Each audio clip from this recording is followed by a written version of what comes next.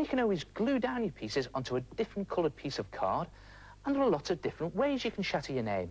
Try a diagonal shatter. Or what about shattering some other words? Ouch. Try it yourself. Shattered words.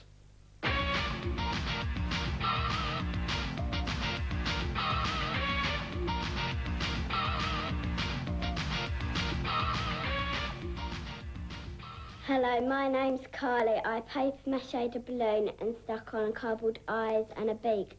Then I painted it to make my owl.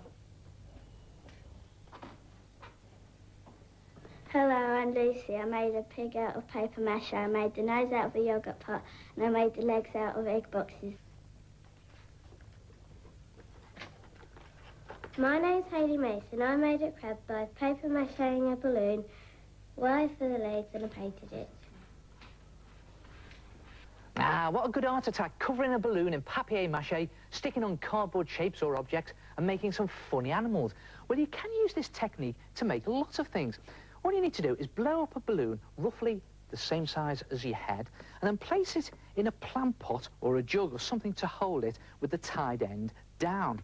And then mix some PVA glue and water in equal parts, and just tear some strips of newspaper, dab them into your glue, and then just literally slop them onto the top of the balloon like that, and you can just dab them down with a brush. And the idea is to cover the top 2/3 of your balloon in newspaper.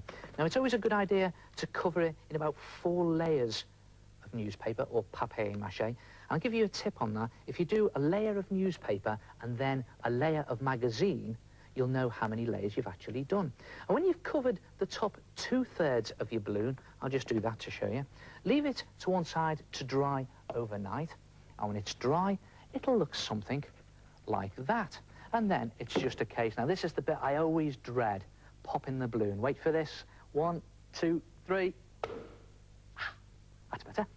And just take out the balloon there like that, and you're left with what looks like half a bowl. And you can always just trim off those rough edges there just to neaten it up a little bit.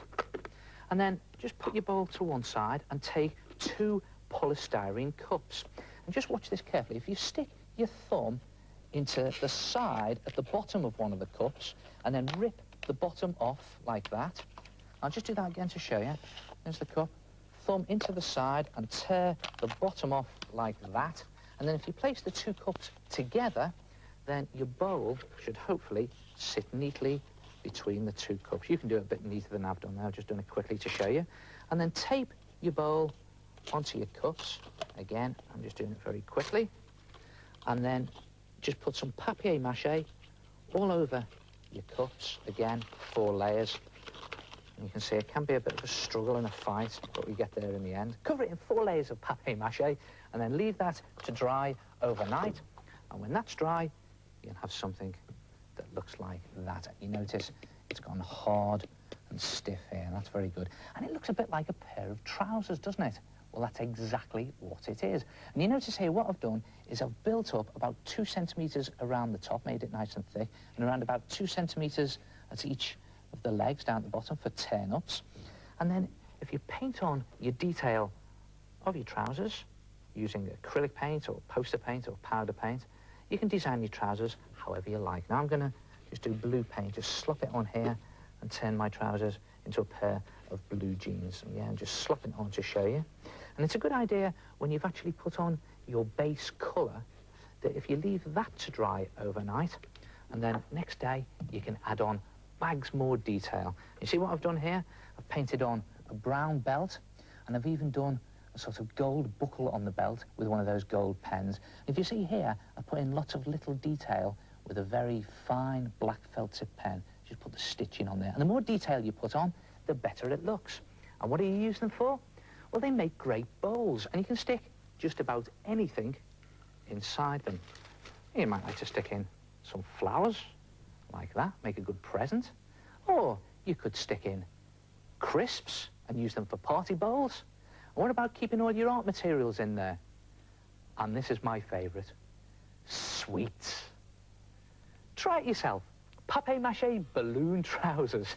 I'll see you next time. Ta-ra!